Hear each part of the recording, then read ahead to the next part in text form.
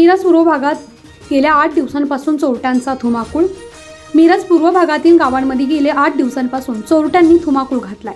तर यामध्ये कदमवाडी येथे चोरट्यांनी रात्रीच्या सुमारास एका शेतकऱ्याला खोऱ्याने वार करून जखमी करण्याचा प्रयत्न अज्ञात चोरट्यांकडून करण्यात आला। तर याबाबत अधिक माहिती अशी की रविवार दिनांक 1 सप्टेंबर रोजी रात्री 7:30 वाजताच्या सुमारास कदमवाडी येथे रहिवासी महादेव कुंभार हे त्याच्या कुटुंबातील व्यक्तीसोबत घरी असताना रात्री 7:30 वाजताच्या सुमारास त्यांना गोठ्यातून म्हैस ओरडण्याचा आवाज ऐकू आला।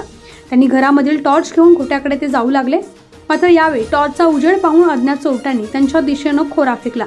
तर सुदैवाने त्यांना खोऱ्याचा वार बसला नाही, ते बचावले। त्यानंतर त्यांनी जोरात चोर चोर अशी आरोळी दिली, तर परिसरातील नागरिकांनी त्यांच्या घराकडे धाव घेतली। तर हा सर्व आवाज ऐकून अज्ञात झुडपात लपलेले 2 चोरटे व अन्य काही चोरटे शेजारीच असलेल्या उसाच्या फळामध्ये गायब झाले।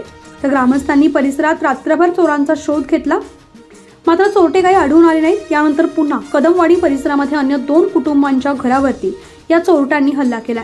यामध्ये दगडांचा मारा करून चोरटे दहशत माजवत होते। तर रात्री 11:30 वाजेपर्यंत हा प्रकार सुरू होता। त्यामुळे मिरज पूर्व भाग, बेळंकी, लिंगणूर, खटाव, आरग, शिपूर अशा अनेक गावांमध्ये पोलिसांनी रात्रीची गस्त वाढवावी अशी मागणी ग्रामस्थांमधून होती आहे। माझे नाव महादेव दत्तात्रय कुंभार। मी घरी एकटाच असताना काय अज्ञात लोकांनी त्याचा फायदा घेतला।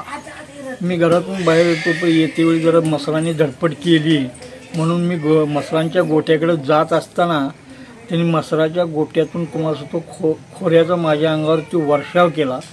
तो खोरा मला लागला नाही, मात्र तो बादली समोर असल्यामुळे त्या बादलीवर पडून त्याचा आवाज झाल्यानंतर मी दंगा केल्यानंतर त्यांनी ते लोक पसार झाले।